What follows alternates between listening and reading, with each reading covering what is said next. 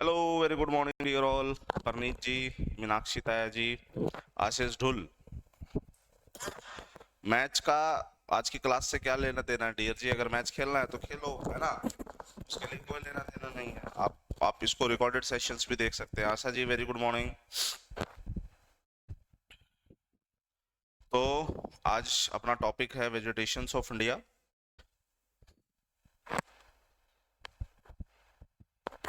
Start करते हैं।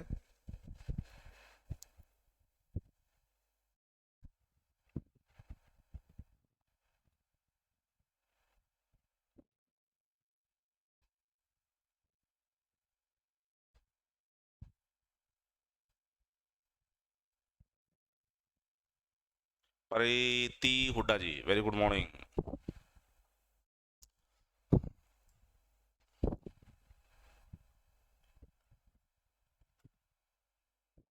चलो, वैसे आज का जो टॉपिक होगा काफी छोटा होगा, मतलब बहुत डिटेल नहीं होगा। काइंड ऑफ 1 घंटे की शायद क्लास ना हो हमारी आज। बहुत ही छोटा टॉपिक होने वाला है। तो हम जो टाइप्स ऑफ फॉरेस्ट, या तो आप इसे टाइप्स ऑफ फॉरेस्ट कह लीजिए या आप इसे टाइप्स ऑफ वेजिटेशंस कह लीजिए, तो उससे हमारा जो है क्लैरिटी आएगी कि types of. Dear Ankush Sisodia ji, very good morning. Meenu Bala, very good morning. तो एक बार इसको नेट से कनेक्ट कर लेते हैं।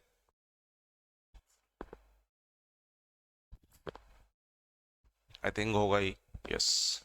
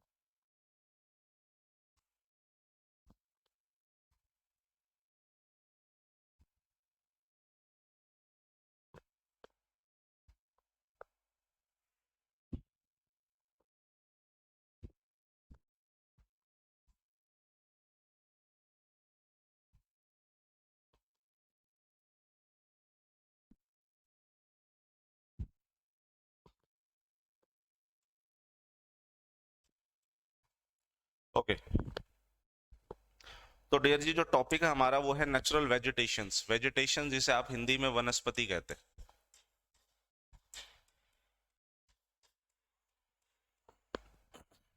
और वनस्पति का मतलब यहाँ पर पेड़ पौधों से है। जी मीनू बाला जी, ढेरों शुभकामनाएं आपको। मैं हिसार से। Neelam Rani ji, very good morning. Ashish Dhull, बहुत अच्छी बात है भाई। बॉल कीजिए, बेस्ट विशेस। बिल्कुल, why not. When will be conducted mains exam? Any idea sir? No idea dear Asha, अभी उस पर बात चल रही है। और जो मुझे देख सुन रहे हैं उनके लिए मैं बता दूं, हाई कोर्ट ने फैसला सुरक्षित रख लिया है सेट के मामले में। सेट के मामले में हाई कोर्ट ने फैसला सुरक्षित रख लिया है। फैसला सुरक्षित रखने के 90 दिनों के अंदर अंदर हाई कोर्ट को ये डिसीजन देना होगा। अब वो कभी भी आ जाए डिसीजन, वो कल आ जाए, 1 महीने बाद आए, 2 महीने बाद आए, फैसला सुरक्षित हो गया। अब आपको जो मिलेगा सेट के मामले में वो क्लैरिटी मिल जाएगी कि कोर्ट क्या कह रहा है उस मामले में, क्योंकि सारा मामला अभी तक कोर्ट तक था। ठीक है। बाकी मैं वो टेलीग्राम पे भी आपको इसके बारे में अपडेट कर दूंगा कि फैसला फाइनल जो है वो सुरक्षित हो चुका है बाई कोर्ट के द्वारा। इसलिए ये कह देना कि सेट मेंस कब होगा, इस पे तो नहीं है, लेकिन बेटा जब तक नहीं होता तब तक अपना सिलेबस खत्म हो जाएगा, रिवीजन हो जाएगी, ये ज्यादा अच्छा है। तो वनस्पतियों में बेसिकली हम पेड़ पौधों की बात करते हैं। तो कई बार तो ये भी होता है कि ज्योग्राफी हमें क्यों पढ़नी पड़ती है सर? अगर मैं नॉर्थ ईस्ट में गया तो डेफिनेटली नॉर्थ ईस्ट में मुझे पता होगा कि किन इलाकों में कौन से जंगल मिलते हैं। जैसे कि मैं आपको एक एग्जांपल के साथ समझाता हूँ कि मैं मेघालय में था एक बार। इसने कहा डियर मीनाक्षी ताया जी कि तैयारी नहीं कर सकते तब तक। तैयारी करो, तैयारी करो बेटा। मैंने शायद एक बहुत पहले एक कहानी सुनाई थी, किस बैच में सुनाई थी मुझे ध्यान नहीं। मैं आपको दोबारा वो कहानी सुना देता हूँ जो आपके लिए बहुत जरूरी है। हरियाणा के स्टूडेंट्स की सबसे बड़ी प्रॉब्लम यही होती है कि जब नोटिफिकेशन आता है कि भाई 1.5 महीने बाद, एक बात ध्यान रख लो, जिन बच्चों को ये लगता है कि जब नोटिफिकेशन आएगा तब तैयारी करेंगे, तब आपको हरियाणा एसएससी समय नहीं देगी। हरियाणा एसएससी का जो पैटर्न देखने को आया है ना पिछले 2.5-3 साल से, वो पैटर्न यही देखने आया है कि मार्केट में पता भी नहीं चलता कि पेपर होगा कि नहीं होगा, और जब जैसे ही नोटिस आता है उसके महीने 2 महीने 2.5 महीने के अंदर ही, मतलब महीने 2 महीने के अंदर ही पेपर भी हो जाता है। नोटिस आया, नोटिस आने के फलाने दिन तक पेपर हो जाता है, और अगर आप तब तक वेट करोगे तो बेटा सिलेबस नहीं हो पाएगा। इसलिए ध्यान से सिलेबस जो आपका है वो तैयारी करो, मॉक जितना दे सकते हो तो फायदा होगा। डोंट वेट कि नोटिस आएगा तब तैयारी करेंगे, इसमें किसी भी तरह की समझदारी नहीं। आप सिर्फ तैयारी कर सकते हैं, ये नहीं होगा तो हरियाणा एसएससी के दूसरे पेपर्स होंगे। यही है कि अल्टीमेट थोड़ी है कि इसके बाद आपकी कोई तैयारी नहीं होगी। सेट तो फिर भी होना है, इस साल भी होना है सेट तो। अब सेट का मतलब ये थोड़ी है कि सिर्फ सेट एक साल में एक बार होगा, मतलब सेट सिर्फ एक ही बार होगा उसके बाद नहीं होगा, सेट तो बार बार होंगे। सेट का तो मतलब ही वही है। Jeevan Singh, very good morning. तो तैयारी अपने लेवल पे करते रहो, बाकी छोड़ दो। वो कहानी है ना कि एक बार एक गांव के अंदर भविष्यवाणी हुई कि जो बारिश है अगले 10 साल तक नहीं बरसने वाले।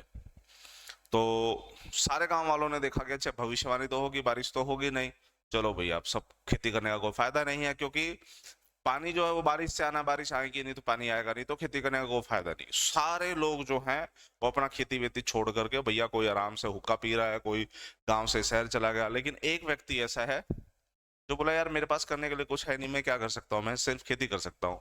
तो भाई साहब रोज सुबह निकल जाते थे, और खेतों के जो बेसिक चीजें होती हैं, खुदाई करना, ये करना वो करना, इस आस में कि क्या पता बारिश हो ही जाए, वो भाई साहब लगे रहे खेतों में। कुछ नहीं, इन इसकी ब्रांच झांसी में नहीं है, ये सिर्फ हिसार में ऑनलाइन है, इसकी कोई ब्रांच नहीं है डियर। सर ऐसा सोचने से ही तो आज कामयाब नहीं है हम। प्रॉब्लम ही तो यही है ना dear Asha ji. Very good morning dear कविता। तो वो भाई साहब जाते हैं सुबह सुबह, फावड़ा ले लेते हैं, कसी ले लेते हैं, जाते हैं अपना काम करके आते हैं। आसपास के लोग देखते हैं कि यार अच्छा बावरा नया ने ये तो जब बोल ही दिया बारिश होनी नहीं है, बारिश होगी ही नहीं, तो क्यों इतना तंग हो रहा है। और फिर होता क्या है कि 6 महीने के अंदर बारिश हो जाती है। अब बताइए किसका सबसे ज्यादा फायदा होगा। ऑब्वियसली जो इन 6 महीनों में लगातार अपने खेत में जा रहा था, काम कर रहा था, ये सोच करके कि कभी ना कभी तो आएगी। तो देखिए सबसे ज्यादा फायदा भी उसी का होगा। बस यही आप एज ए स्टूडेंट ले लीजिए, आपका भी सबसे ज्यादा फायदा कब होगा, जब आप पढ़ते हो, कुछ करने के लिए है आपके पास धंधा, कुछ करने के लिए है तो वो कर लो, मैं तो साफ कहूंगा। लेकिन कुछ करने के लिए नहीं है और आपको पता है मैं साल 1.5 साल अभी आप आपके पास है, तो बेटा तैयारी करो, जब आएगा पेपर आ जाएगा, आना ही है, ये नहीं आएगा सेंटर का आएगा। और ये ऐसी चीज तो है नहीं कि सिर्फ हरियाणा तक सीमित है, भाई हम इंडिया ज्योग्राफी पढ़ रहे हैं तो दूसरे एग्जाम में काम आएगा, एक ही एग्जाम तक सीमित क्यों रह रहे हो, है ना। तो वनस्पति यानी सर पेड़। अच्छा इसकी नॉलेज क्यों जरूरी है। मैं मेघालय में था, मेघालय में चेरापूंजी का नाम सबने सुना है। चेरापूंजी के पास एक फॉरेस्टेड रीजन है, उस फॉरेस्टेड रीजन को हम लोग एवरग्रीन फॉरेस्ट कहते हैं, मतलब सदाहरित वन। सदाहरित वन के साथ कुछ चीजें होती है, कुछ टेक्निकल चीजें होती है, कुछ मतलब उसके फायदे नुकसान होते हैं सदाहरित वन के। होता क्या है कि सदाहरित वन में पेड़ बहुत ऊंचे होते हैं और कैनोपी बहुत बड़ी होती है, मतलब उसके ऊपर बिल्कुल एक पेड़ जितने ज्यादा ऊंचे होंगे तो पेड़ों का जो ऊपरी हिस्सा होगा वो इस कदर फैलाव होगा उसका कि सूरज की रोशनी ज्यादातर तक ऊपर ही तक रहेगी, नीचे तक नहीं आ पाएगी। तो मैं जब जंगल में था वहां पे और जब 4 बज गए थे, मुझे नॉलेज है इस चीज की कि मैं एवरग्रीन फॉरेस्ट में हूँ और यहाँ रात बहुत जल्दी हो जाती है। तो मैंने अपने मित्र को कहा कि सरकार हम इतने अंदर घुस चुके हैं इस जंगल में कि हमें अब बाहर निकलना चाहिए, क्योंकि अगर हम 1 घंटा भी यहाँ रहे और 1 घंटे के बाद बाहर निकलेंगे तो अंधेरा बहुत हो जाएगा और हमें दिखेगा नहीं, और हमारे पास मोबाइल के टॉर्च के अलावा और कोई टॉर्च नहीं है। तो समझदारी ये है। तो अब समझ में आया होगा कि इसलिए भी ज्योग्राफी थोड़ी सी इंपॉर्टेंट हो जाती है, क्योंकि कल को आप किसी एक इलाके में हैं, किसी जगह पे हैं, तो वहां पर ज्योग्राफी की नॉलेज होगी तो चीजें इजी हो जाएंगी। तो इसलिए वनस्पति, तो यहाँ पर आपको कौन कौन सी वनस्पति दिख रही है, जो बिल्कुल ग्रीन ग्रीन दिख रहे हैं आपको, उसको हम लोग कहते हैं हिमालयन फॉरेस्ट, जो ग्रीन ग्रीन दिख रहे हैं। ये हिमालयन क्षेत्र के अंदर आए जाने वाले वनस्पतियां हैं। उसके बाद आता है ट्रॉपिकल एवरग्रीन फॉरेस्ट। अगर आप देखोगे तो अंडमान निकोबार में एवरग्रीन फॉरेस्ट है। एवरग्रीन मतलब सदाहरित, और सदाहरित मतलब जहां लगातार बारिश आती ही रहती है। तो आप बताइए भारत में लगातार बारिश कहाँ आती रहती है? तो सर एक तो अंडमान निकोबार है, दूसरा ये जो नॉर्थ ईस्ट वाला इलाका आप इसको छोड़ दो, अरुणाचल प्रदेश और सिक्किम वाले रीजन को छोड़ दो, ये तो आ गए आपके हिमालयन क्षेत्र में।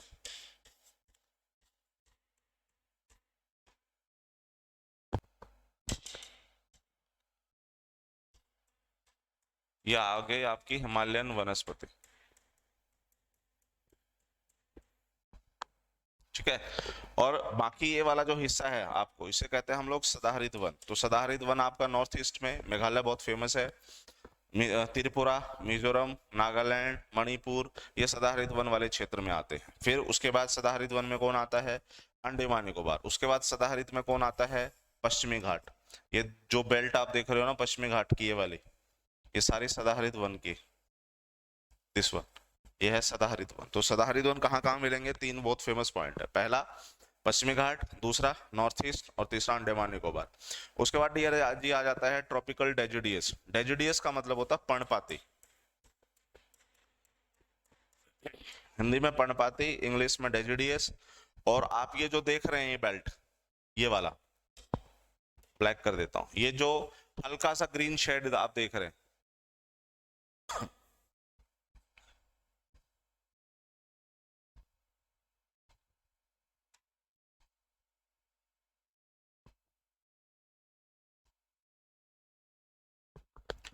ये जो ग्रीन ग्रीन शेड देख रहे हैं, बस बीच में इसको छोड़ करके आप देखेंगे तो ये वाला जो हिस्सा है जो स्लाइटली ब्राउन है, और इसकी आकृति चांद जैसे दिख रही है आपको, है ना, आधे चांद जैसे। हालांकि एग्जैक्ट चांद नहीं है ये, लेकिन उस जैसा ही फील दे रहा है, आधे चांद जैसे। तो इसको आप लोग किस नाम से जानेंगे? Thorny forest. इसको आप लोग थॉर्नी फॉरेस्ट या कांटेदार,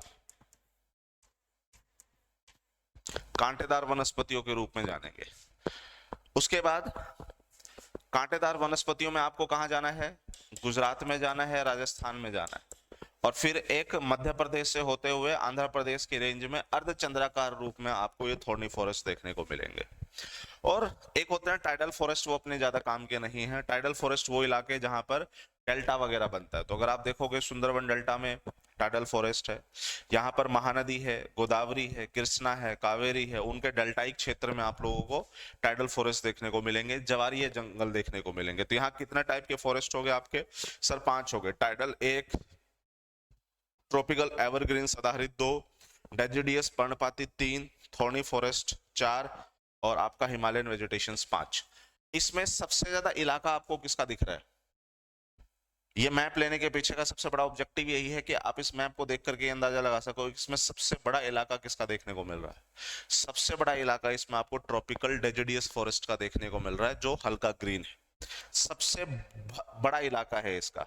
और इस इलाके को आप लोग मानसूनी वन भी कहते हैं, ये मानसूनी वन कहलाते हैं, ठीक है। तो एक बार देख लेते हैं कि अगर मेरे पास पीडीएफ अवेलेबल हुआ तो उस पीडीएफ से ही हम लोग बकायदा स्टडी करेंगे। यस, पीडीएफ है मेरे पास, तो उसको करते हैं शेयर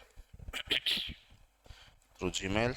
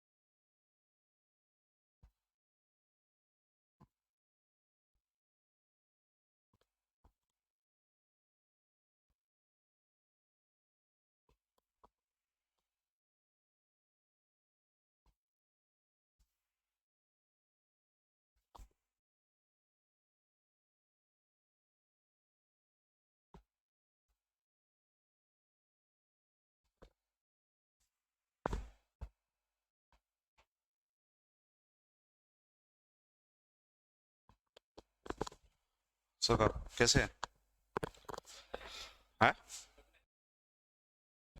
आपकी? मेरी मेरी तो चल रही है। एक मिनट।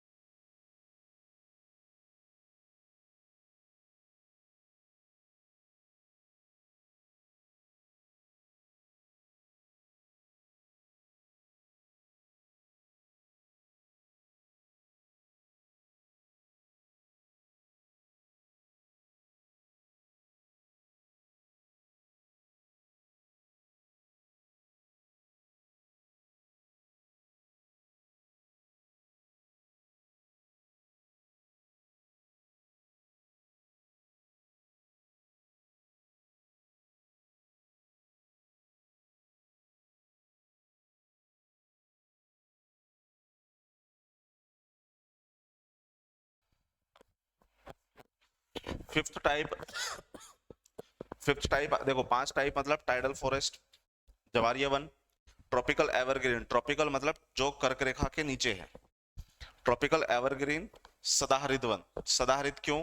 क्योंकि लगातार बारिश होती रहती है इस इलाके में। ट्रॉपिकल डेजोडियस, पर्णपाती वन। पर्णपाती क्यों?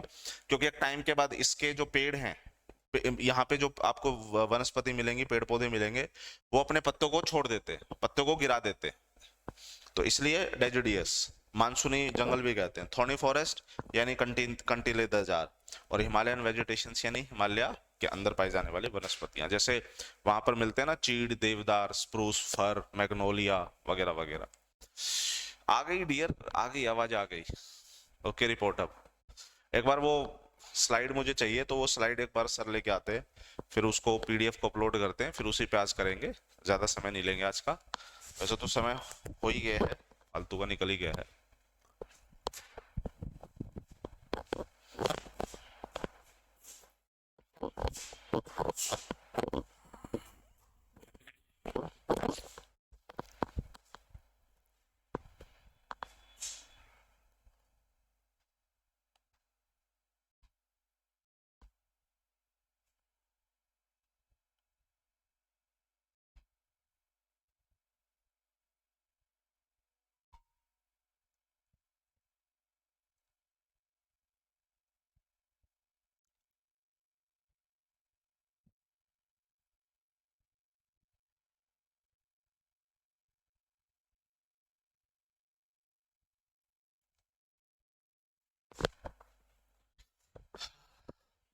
तक नहीं आते तब तक एक बार हम ट्राई कर लेते हैं,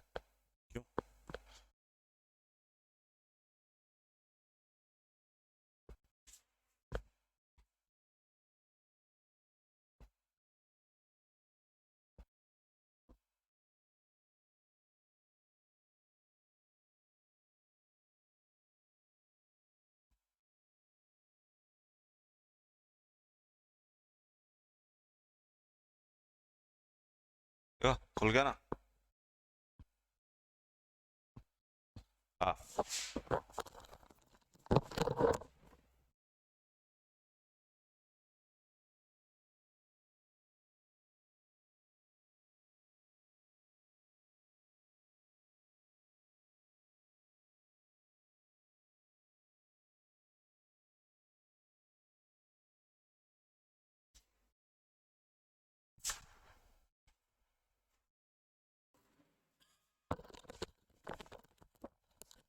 जी डियर जी, सदाहरित को ही सदाबहार या एवरग्रीन बोलते हैं।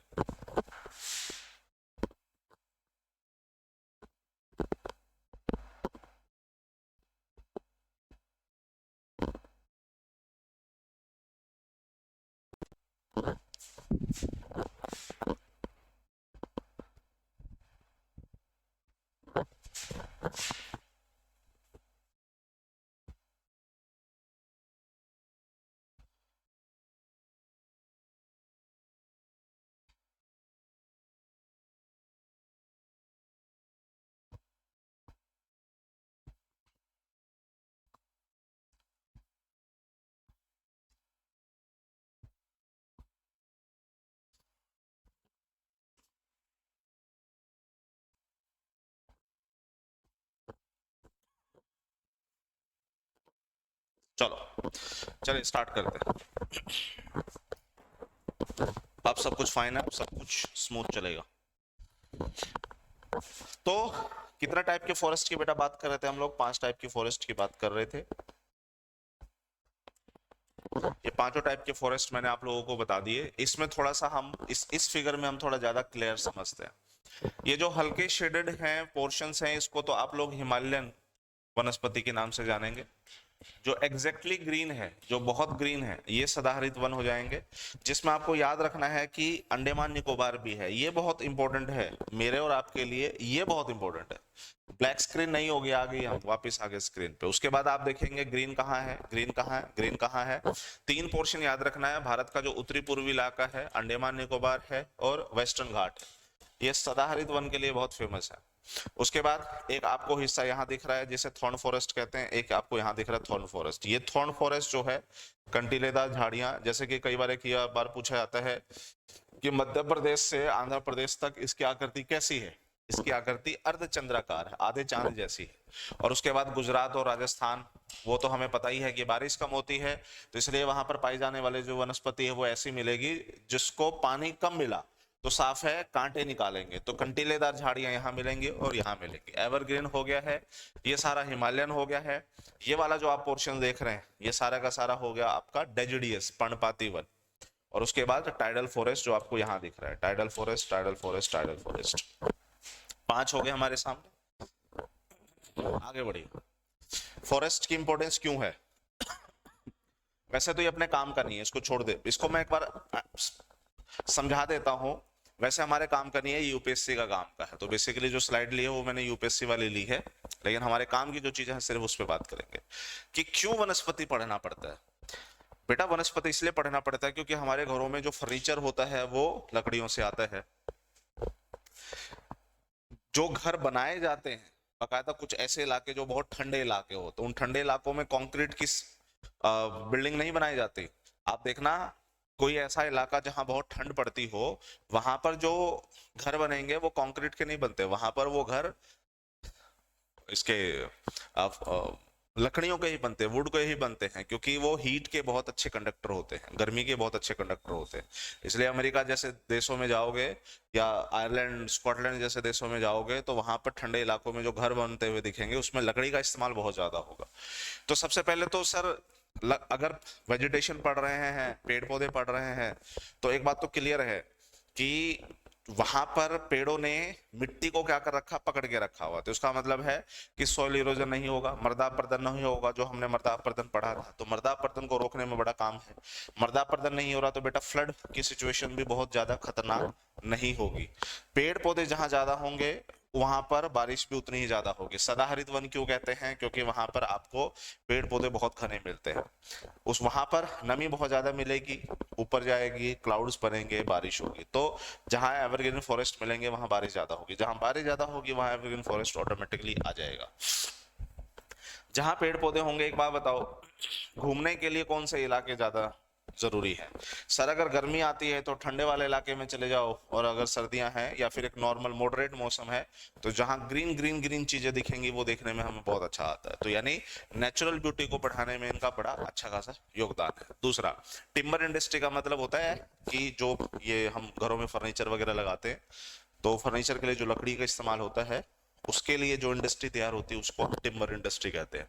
तो बिल्डिंग पर्पज के लिए, फर्नीचर मेकिंग के लिए, शिप बिल्डिंग के लिए हम वेजिटेशंस की तरफ जाते हैं। मैंने आपको एक बात बताई थी, जो हमारे कागज बनते हैं, एनवायरमेंट एंड इकोलॉजी में मैंने आपको बताया था कि जो हमारा कागज बनता है, कागज भी सॉफ्टवुड से बनता है। तो अगर आपको कागज चाहिए तो वो भी पेड़ से ही मिलने वाला है। तो सॉफ्टवुड्स अगर आपके होंगे तो डेफिनेटली पेपर वगैरह जो है वो आपको मिलने वाला है। उसके बाद जहां पर ये पेड़ पौधे होने वाले हैं वहां पर छोटे छोटे घासें भी हो सकती होंगी। इसका मतलब है कि जानवरों के लिए ग्रेजिंग ग्राउंड होगा, यानी जानवरों के चरने के लिए अच्छी खासी जगह होगी। और उसके बाद अगर पेड़ पौधे होंगे तो इनकी पत्तियां जो है वो नीचे गिरेंगी।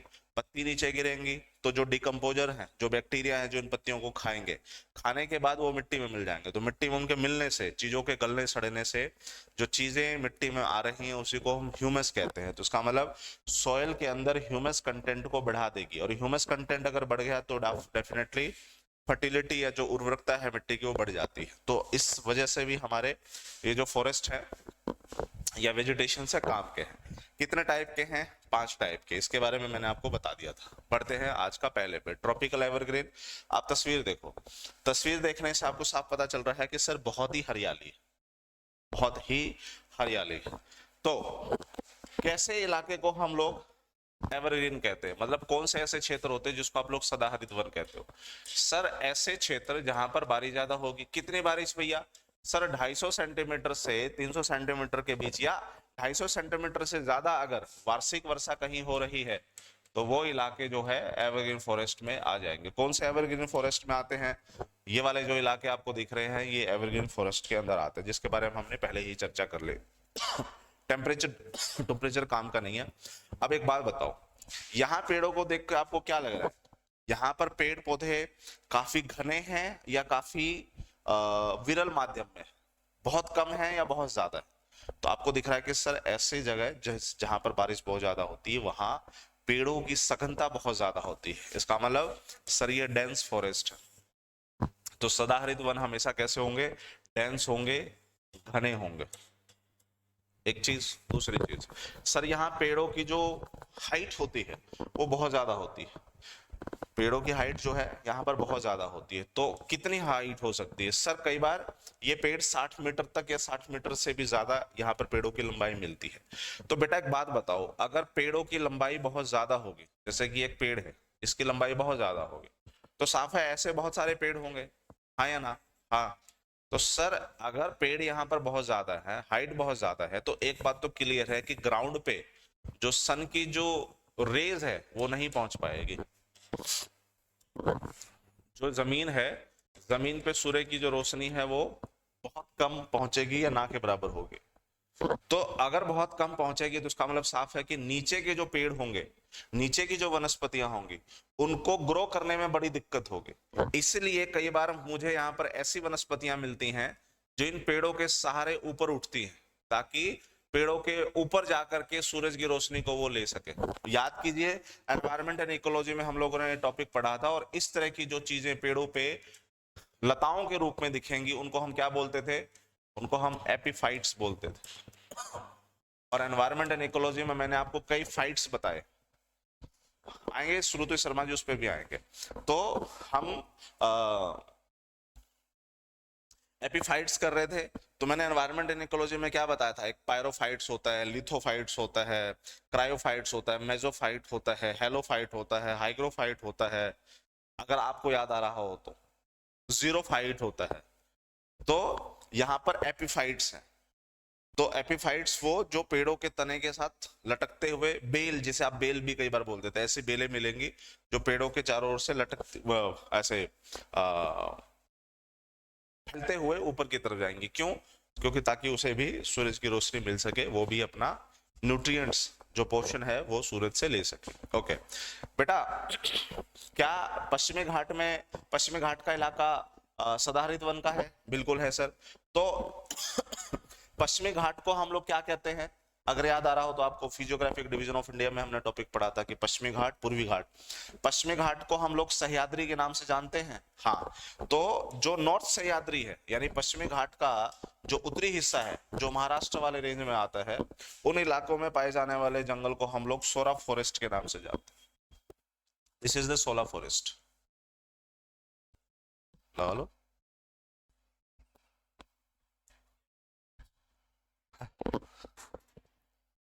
तो पश्चिमी घाट में सबसे उत्तरी हिस्से में यानी गुजरात और महाराष्ट्र का जो बॉर्डर है, उस इलाके को हम क्या कहते हैं?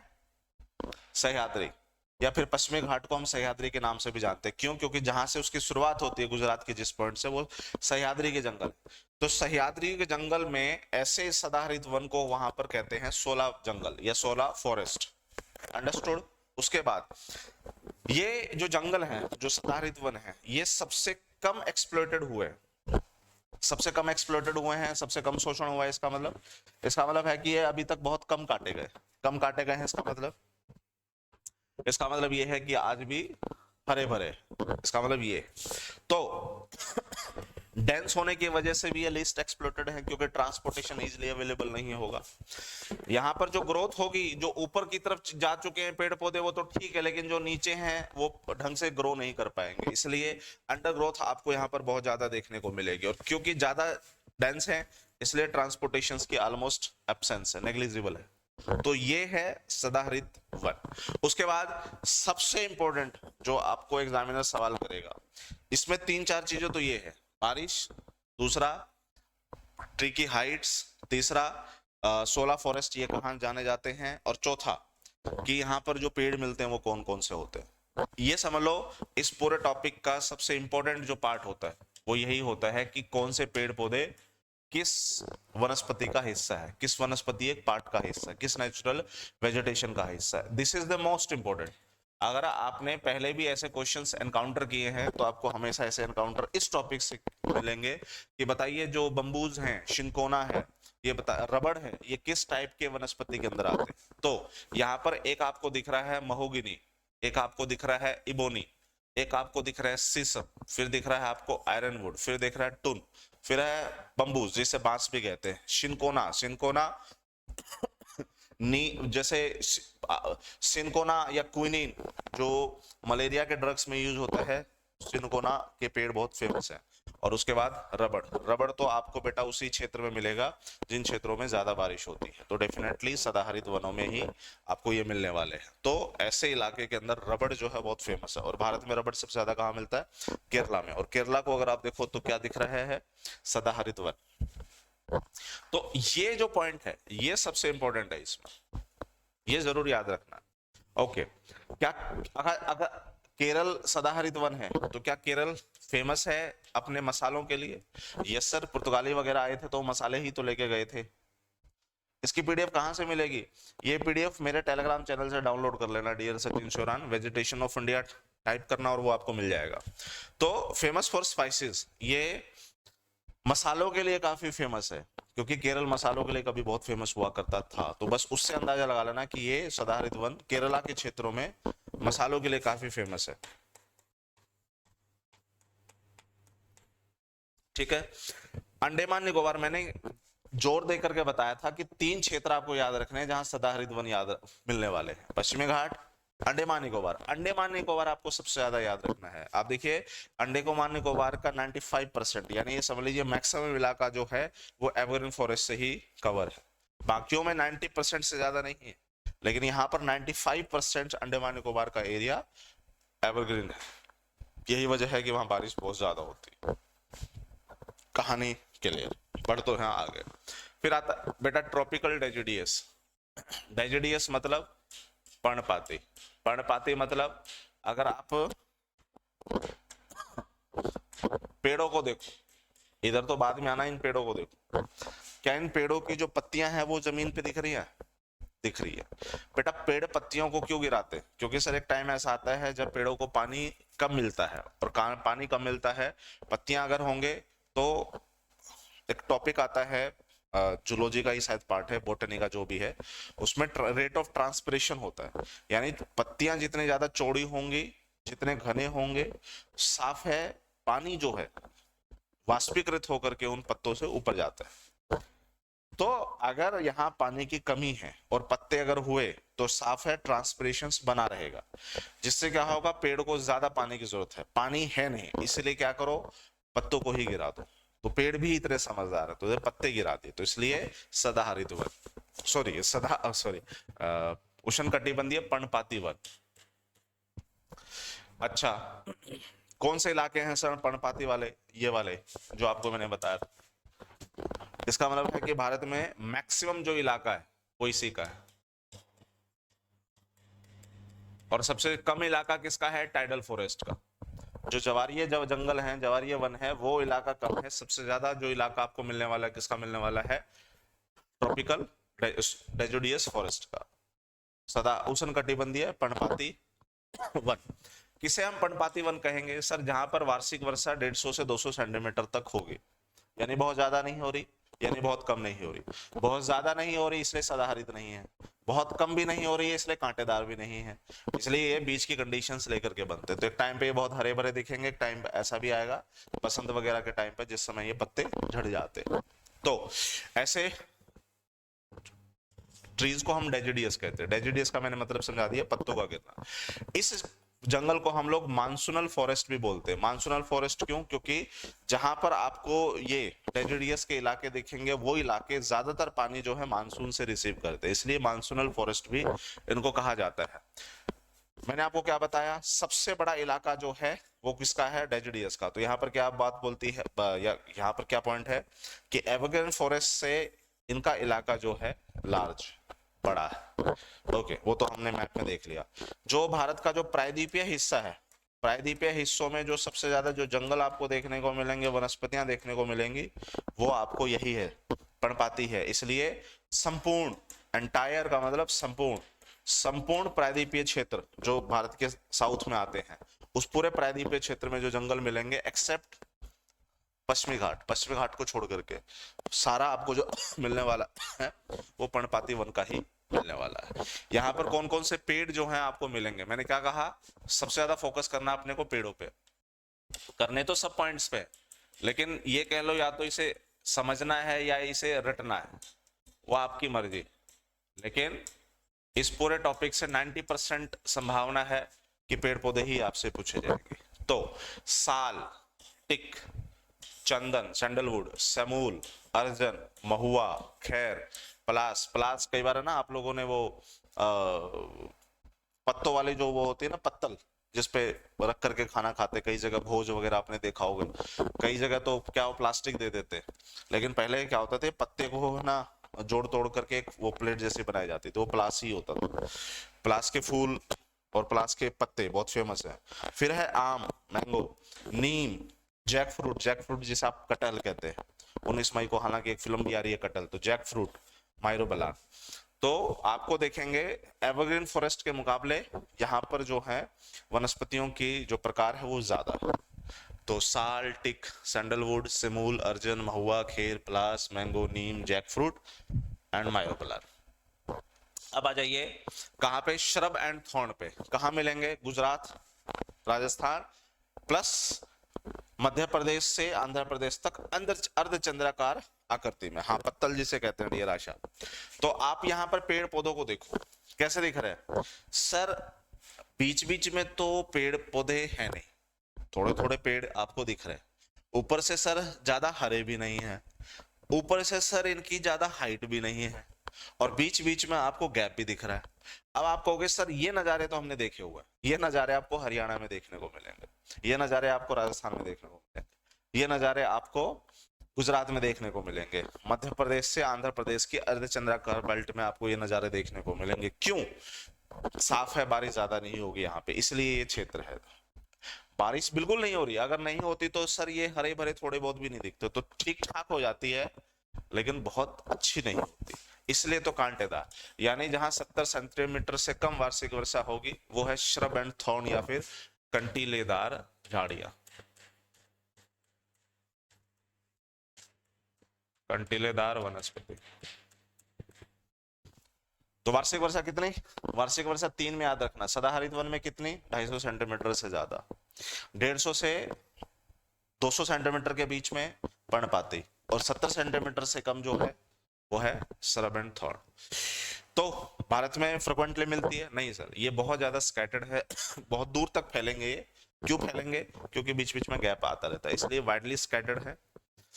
यहाँ पर जो पेड़ मिलेंगे आपको वो छोटे मिलेंगे, कारण साफ है। क्यों? क्योंकि इनकी जो रूट्स होती है, जड़ होते हैं, काफी गहरी जाएंगी। जड़ जितनी गहरी होंगी पेड़ का आकार उतना ही कम होगा, क्योंकि पोषण लेने के लिए, पानी लेने के लिए जड़ को काफी नीचे जाना पड़ता है। लेकिन अगर सदाहरित वन होंगे तो उनको नीचे, उनके जड़ों को नीचे जाने की जरूरत नहीं है। एनवायरमेंट एंड इकोलॉजी में मैंने ये पॉइंट आपको बताया था।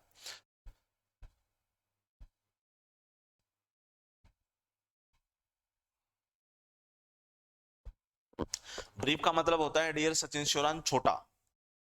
आप ये बताइए कि कम में बताना है या ज्यादा में बताना है? रोहन हिमांशु झा वाले टेलीग्राम अकाउंट पर नहीं मिला, ऐसा तो नहीं हो सकता डियर। तो फिर मेरा जो प्रोफाइल सेक्शन है, उस प्रोफाइल सेक्शन में जाओ, मतलब प्रोफाइल सेक्शन जहां मेरी फोटो है उस फोटो पे जाना है। कोने में एक मैसेज का ऑप्शन दिखेगा, उस पर क्लिक करना है, एक दूसरा चैनल आएगा। अगर वो ज्वाइन कर रखा है तो दूसरे चैनल पे सर्च करो, मतलब जिस पे हम चिट चैट करते हैं, बातें कर लेते हैं, आपके डाउट वगैरह आप जो फॉरवर्ड कर सकते क्वेरीज, तो वहां पर जाकर के वेजिटेशन ऑफ इंडिया टाइप करो, मिल जाएगा फाइल आपको ये।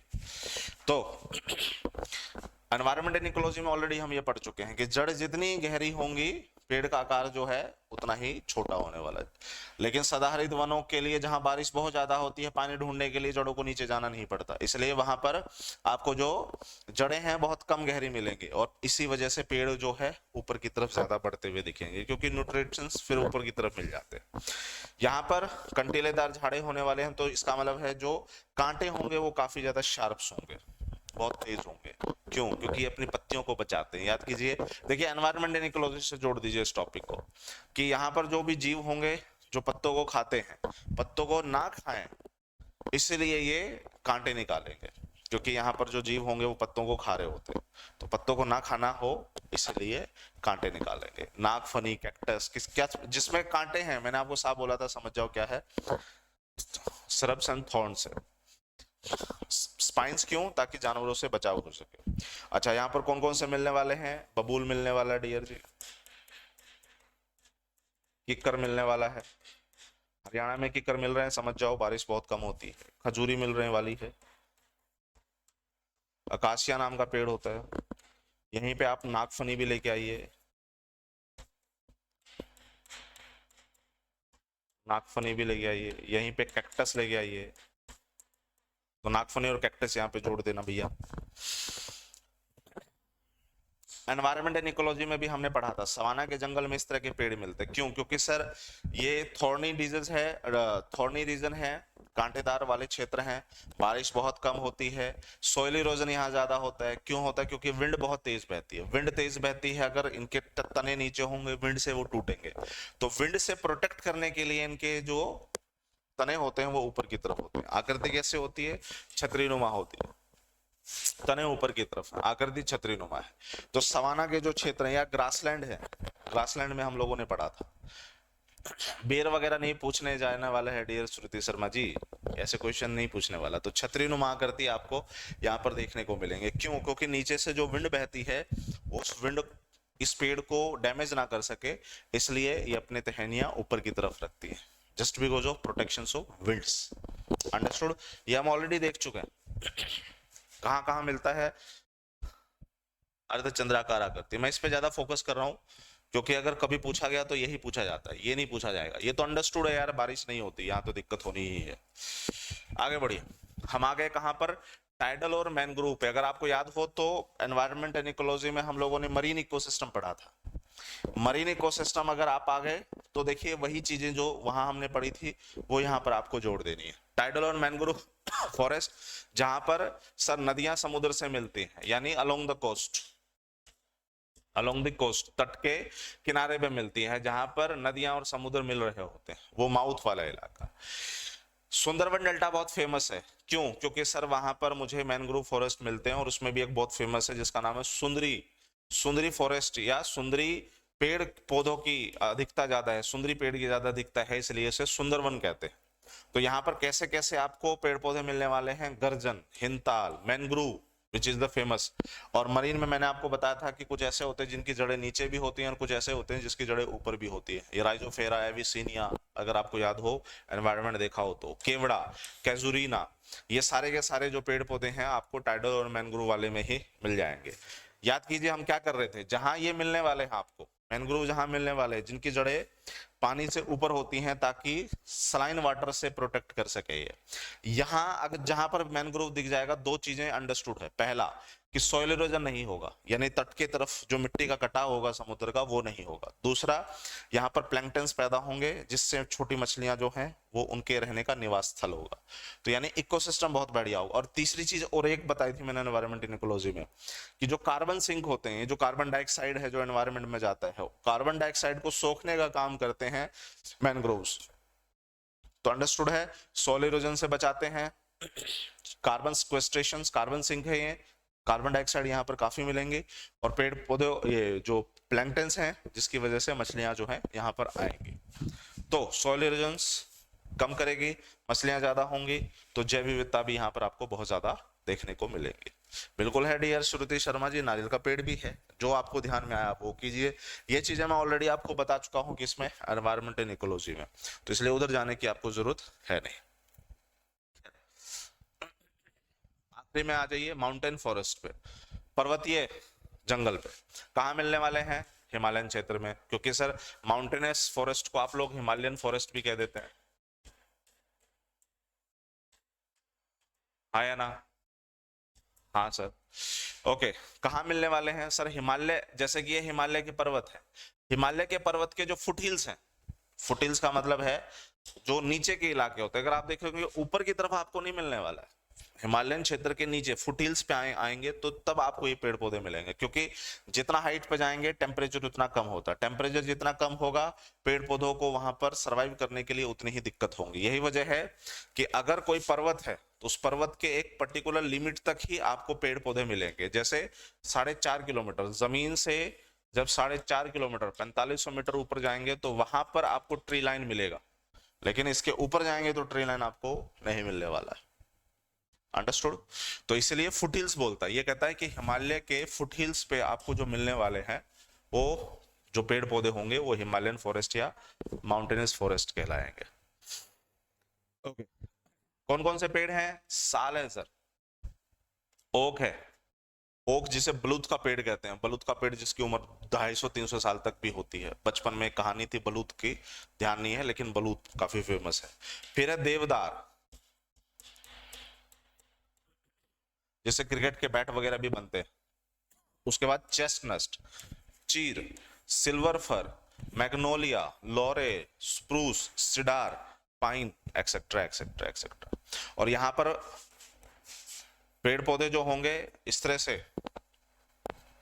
नुकीले होंगे, ट्रायंगल शेप में होंगे हाइट पे जाने पे, तो ऐसे को हम लोग क्या कहते थे? अल्पाइन। याद कीजिए ज्योग्राफी में फिजियोग्राफिक डिवीजन ऑफ इंडिया में हमने पढ़ा था, अल्पाइन जम्मू कश्मीर में और उत्तराखंड, ये हिमाचल प्रदेश में क्या कहलाते हैं? मर्ग। और उत्तराखंड में क्या कहलाते थे? बुग्याल। तो ये ज्योग्राफी से कनेक्ट हो गया ये पॉइंट, और ऑलरेडी हम इसको कर चुके हैं। ओके, ट्री लाइन क्या होते हैं? एक ऐसी रेंज जहां तक आपको पेड़ मिलने वाले, इसके ऊपर नहीं मिलने वाले। क्यों? क्योंकि जितना आप हाइट पे जाएंगे, एक माउंटेन का जितना ज्यादा हाइट होगा, टेम्परेचर हाइट पे जाते वक्त उतना ही कम होता है, जिसकी वजह से एक लिमिट तक ही आपको पेड़ मिलेंगे, उसके बाद नहीं मिलेंगे। और ये पेड़ ऐसे क्यों होते हैं सर? एनवायरमेंट एंड इकोलॉजी में भी मैं ये आपको बता चुका हूं कि अगर रेन स्नोफॉल हुई, बर्फ अगर इस पे गिरी, तो इनके जो पत्तियां होती हैं वो कुछ ऐसे होते हैं, बर्फ गिरी गिरी गिरी गिरी गिरी नीचे जाते हैं, और अगर वजन ज्यादा हो गया ऐसे होंगे, सारी बर्फ गिरेगी, वापस ये ऊपर आ जाएंगे। तो ये है आपका अल्पाइन, ये है आपकी अल्पाइन वनस्पति, जो जम्मू कश्मीर, उत्तराखंड और हिमाचल प्रदेश में मिलने वाले। तो what is the tree line? एक हाइट जिसके ऊपर आपको नहीं मिलने वाला। ओके, उसके बाद एक बेटा फॉरेस्ट पॉलिसी, हालांकि एक फॉरेस्ट एक्ट है जो शायद हमारा एनवायरमेंट एंड इकोलॉजी में आता है, but geographical point of view से भारत में एक नीति बनाई गई है जिसे हम कहते हैं भारतीय वन नीति। कब बनाई गई थी? सबसे पहला ये याद रखना 1928, उसके उससे पहले की कोई कहानी याद नहीं रखनी अपने को, क्योंकि उससे पहले की कहानी 1894 और 1952 में हो चुकी है। लेकिन एक नेशनल फॉरेस्ट पॉलिसी 1988 में भी बनी है, जिसने ये कहा कि भारत में फॉरेस्ट जो कवर होना चाहिए, यानी भारत का जितना इलाका है उस इलाके के 33% इलाके में आपका फॉरेस्ट कवर होना चाहिए। 33% इलाके में फॉरेस्ट, हाँ कोणधारी कह लीजिए डियर श्रुति शर्मा जी, 33% इलाके में आपको ये जंगल मिलने चाहिए। क्यों जंगल मिलने चाहिए? क्योंकि आपका एनवायरनमेंट बैलेंस करना है, तो पूरे कंट्री के एरिया के 1/3 में जंगल उगाने ही पड़ेंगे, ताकि ये जो लोग CO2 निकाल रहे हैं, जो पोल्यूशन हो रहा है, जो कि हमारे एनवायरनमेंट में टॉपिक भी चल रहा है, उस पोल्यूशन को कंट्रोल करने में पेड़ पौधों का अच्छा खासा योगदान है। तो ये फॉरेस्ट पॉलिसी 1988 कहती है 33% फॉरेस्ट कवर करो। कब तक करो? 2012 तक 33% कर दो। लेकिन 2012 छोड़िए, आज 2023 में आ गए हैं और हमारा फॉरेस्ट कवर लगभग 24% के आसपास है, यानी जितना हमें अचीव करना था उससे भी 9% हम कम है। यही वजह है कि जो आप हाईवे देख रहे हैं, नेशनल हाईवे के किनारे पेड़ पौधे उगाए जा रहे हैं। क्यों उगाए जा रहे हैं? ताकि फॉरेस्ट कवर को अचीव किया जा सके, वो इसलिए उगाए जा रहे हैं। हरियाणा में आप जब भी हाईवे की तरफ जाते हैं तो देखना किनारों पे पेड़ पौधे उगाए जा रहे हैं। क्यों? पेड़ पौधे उगाने के दो कारण है। पहला कारण है कि एक तो मुझे सर फॉरेस्ट कवर 33% करना है, ये अचीव करना है। दूसरा, पेड़ पौधे उगाएंगे तो जो जड़ें हैं, यानी सॉइल इरोजन, मृदा अपरदन, वो कम होगा। मृदा अपरदन कम होगा तो मिट्टी जो है वो कटेगी नहीं, और मिट्टी कटेगी नहीं तो सड़क जो है वो सेफ रहेगी। ये भी एक दूसरा कारण है। अंडरस्टूड साहेब? उसके बाद अपने को कुछ नहीं करना, ये सारे यूपीएससी का पार्ट है, उस पर मुझे जाने की अब जरूरत नहीं है। बस इतना ध्यान रख लो कि भारत में एक फॉरेस्ट इंस्टीट्यूट है जो कि देहरादून में, दैट्स इट, और कुछ भी याद नहीं रखना। और मुझे पता नहीं, वैसे जो आपका अभी पीजीटी का पेपर हुआ था उसमें भी ये शायद क्वेश्चन पूछा गया था, नेशनल फॉरेस्ट पॉलिसी 1988 के द्वारा कितने % फॉरेस्ट कवर जो है वो अचीव करना हमें? 33%। चलो, यहाँ तक की कहानी खत्म होगी मेरी तरफ से। हम मिलेंगे कल एनवायरमेंट एंड इकोलॉजी के पोल्यूशन वाले पार्ट पे, और कोशिश करूंगा कल मैं पोल्यूशन वाला टॉपिक खत्म कर दूं। चलो, यहाँ तक का कोई डाउट है तो पूछे, वरना मेरी तरफ से कहानी खत्म।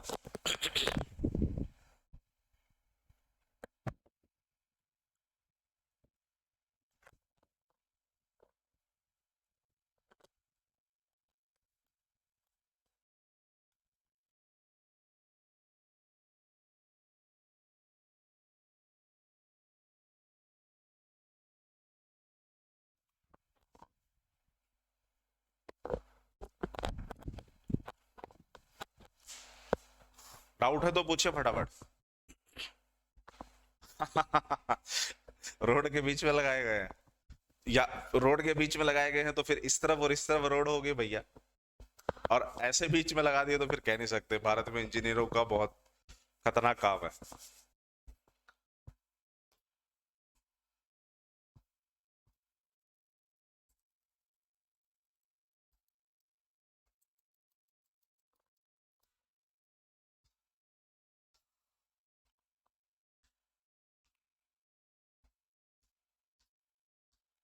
नहीं, पीडीएफ हिंदी में नहीं होगी रजनी जी, पीडीएफ आपको यही मिलेगी जो आप स्क्रीन पे देख रहे हैं।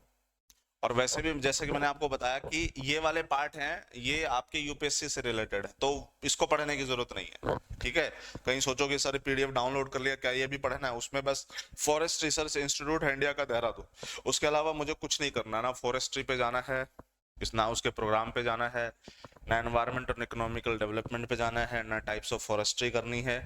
तो आजकल शहरों में भी आपको फॉरेस्ट मिल रहे होते हैं ना, तो वो अर्बन फॉरेस्ट्री का बहुत बेहतरीन उदाहरण है। चलो कुछ नहीं करना अपने को, इसमें से पीडीएफ वहाँ आपको मिल जाएगी। बाकी नोट्स बनाओ। पेड़ पौधे ज्यादा याद रखना।